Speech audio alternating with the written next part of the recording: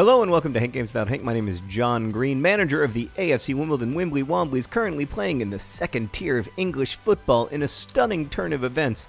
It's raining in England, but we're going to do our best to persevere.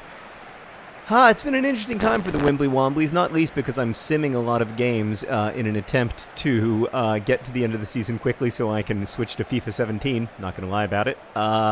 We've got a few games left, though, and we are currently in, like, 7th place. We just need to get to the playoffs, get promoted, and then leave the FIFA 16 Wimbly Womblys where they belong, in the Premier League, playing in their new stadium. Everything golden and bright and full of hope. But we'll see how it all ends up, because you never know with life. This is a beautiful run from Bartram, though. My God, that's pretty. Oh, and he went for goal! It was a fascinating choice. Really clever. Today I want to talk about Trumpism, which I think is a little bit different from either of the major political parties. I think the strategy that Trump has taken has sort of been to, you know, poach a little bit from different parties and try to reinvent the Republican map, and at the same time, in some ways, the Republican Party. Although I do think that that Trump isn't totally out of line with a lot of the U.S. Wow, off the post with a lot of the U.S. Republican leadership, and when they express like horror or confusion about some of his positions, I do at times feel like, well, but you sort of knew what you were doing when you made this inevitable. And I do think that's I do think that's true. I do think the Republican Party can't say that it's, you know, not involved in Trumpism. There to Jago. And then Jago with this. Oh, man. Everything's happening in slow motion for the Wimbly Womblys today against Fulham. So I spend, to be honest with you, I spend an inordinate amount of my free time thinking about this, about the U.S. presidential election this year, about how Donald Trump has risen to this position of great popularity. And I think about it a lot in the context of this wonderful book by Philip Roth, one of the late Philip Roth novels. Probably wrote it when he was 75 or so, called The Plot Against America, which is an alternate history novel that imagines Charles Lindbergh winning one of the major parties' nominations for president. And Lindbergh at that time was a bit, I mean, not totally a fascist, but a bit of a fascist. Certainly more fascist than most Americans were comfortable with.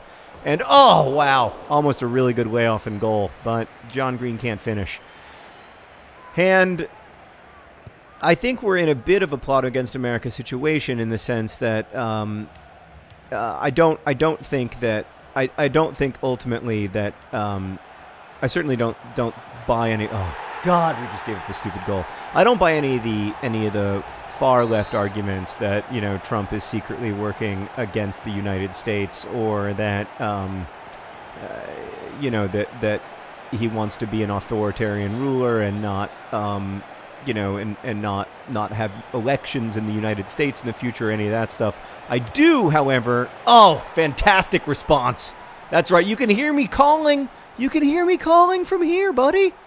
I don't know who scored that goal, but it was beautiful. It was just all running, which is great to see. Oh, it was Callum Kennedy, Meredith. He looks so different with his beard. Good old Callum Kennedy. He scores with his left. He scores with his right. That Callum Kennedy makes Kedwell look shite. So, great job by Callum Kennedy. Right when he was about to be cut from the Wimbly Womblys, too, you got to say. He was not playing much because Meadsy's been so good, but that was a fantastic finish from Callum Kennedy. But I do think, that Donald Trump represents a real step backwards in American political life. Even from, you know, if you look at the recent major party nominees, I think all of them would have been better presidents than Trump would be. And I think also are less, you know, are less bombastic, are you know, were more focused on issues and less, less driven by the sort of like political circus, I guess. I think that's true for. If you look at Romney, if you look at McCain, if you go back and George W. There's a lot. I don't think that George W. Bush was a good president, but I do think that he was a better president than Trump would be. What gets me about it, I guess, is I feel like the hardcore Trump support, at least online, the kind of the so-called alt-right Trump support that is sort of trying to invent this new conservatism, they're just kind of jerks. I spent a lot of time on the subreddit devoted to Donald Trump, the Donald, it's called. Oh, it's fantastic, by Jego. Jego, he's alone! Oh, and he can't finish. Wow. It was just Jego all alone. Beautiful layoff, but nothing. 1-1 going into the second half. That subreddit, because it encourages not just like conversation about issues. In fact, there are very few conversations about issues. It's mostly conspiracy theories. And memes. It's a ton of memes, a ton of use of meme culture, almost very similar to 4chan in a lot of ways, where it has its own language, the way that 4chan does, that uses really, highly sexualized language that also is very dependent upon these sort of masculine hierarchies of alphas and betas and cucks and all of this stuff, and what all that boils down to is like so far away from good political discourse that it's a joke. It reads like a joke to a lot of people, but of course it doesn't feel like a joke to the people who are in it. It doesn't feel like a joke if you're a member of that movement. It feels very real and very funny, and I'm sure it does feel like Hillary Clinton should be in prison, and etc. I just don't. I guess what I'm disturbed by is the unwillingness to. There's the other thing that you see a lot on that subreddit, but also in the broader culture of Trumpism, I think, is this feeling that like the so-called sheeple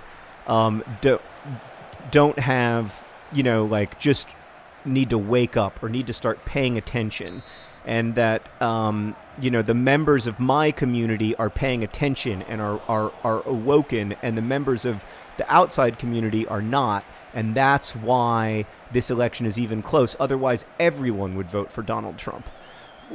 What that fails, of course, to like acknowledge or imagine is the possibility that you might be a sheeple, right? Like it assumes that you are so obviously and clearly and fully right that you don't even need to discuss your ideas in a civil way with other people, to test them out, to feel them out, to see their limits, to understand their nuances, because the people who disagree with you are just idiots.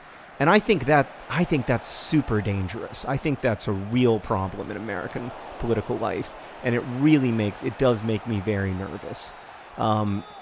Just not to see people engaging with others as humans, but instead engaging with others as enemies and idiots.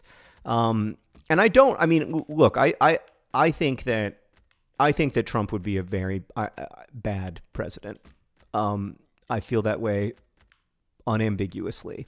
But if Trump became the president of the United States, like, I would hope for the best, and I worry that that's not how people are looking at this election now, that they're looking at it with really high levels of anger and even hatred toward the other, a feeling that the other is evil, that as Trump memorably said at the debate, has hate in... That's a red card. That was a dirty, dirty foul. You're a dirty, dirty... And I think it was inside the box. I think it was inside the... Oh, just outside the box, apparently. Well, that's a real problem because I can't score from outside the box. We're just going to try our best here. This is certainly as good an opportunity as we will ever have to score from a free kick, but we never score from free kicks. On the other hand, Frankenstein's beard, it just looks fantastic these days, so I have some hope. Gosh. Part of me just wants to pass. All right, I'm going to try to go up and over the wall, I guess. Wait, what's wrong? Okay. Should I just pass to Bartram? Should I just pass to Bartram and let him... I'm going to pass to Bartram and let him take a shot. Shoot, Bartram! Oh, it's a fantastic play! It actually worked! Oh my god, oh my god, oh my god, oh my god, oh my god! Yes, yes, yes! Oh, that's almost as good as scoring from a free kick. A fantastic job by Frankenstein, making it look like he was going to shoot, and then, oh, at the last second, and then Bartram just finds the hole that he needs, and he shoots, and we're winning. The other thing is that I know right now that I'm preaching almost entirely to the choir, right? Like, one of the crazy, frankly to me, disturbing things about the Nerdfighter census this year was that 4% of people said that that they were going to vote for Trump. Trump was behind, in Nerdfighter census, Trump was behind Jill Stein and Gary Johnson. I mean, like, our community that I like to think of as inclusive, as broad, as, like, you know, a big tent full of thoughtful people, it puts Trump in fourth, whereas national opinion polls put Trump, you know, within 5 or 6 points of the presidency. And so, like, I don't know how we've done this, and I feel bad about it. I don't think that this is a good thing, but we're at this point participating in the echo chamber, right? Like, we're part of this problem where you only listen to voices you already agree with. And I just don't know what to do about any of it. I feel I do feel like a lot of it is kind of inherent to the... Oh, Lyle Taylor, why did you overrun that pass? Frankenstein was trying to be generous. It doesn't matter, though. We won. I worry. That is the long and short of it. Thank you for watching. Congratulations to the Wimbly Womblys on a great come-from-behind victory, or come-from-a-tied victory. Best wishes.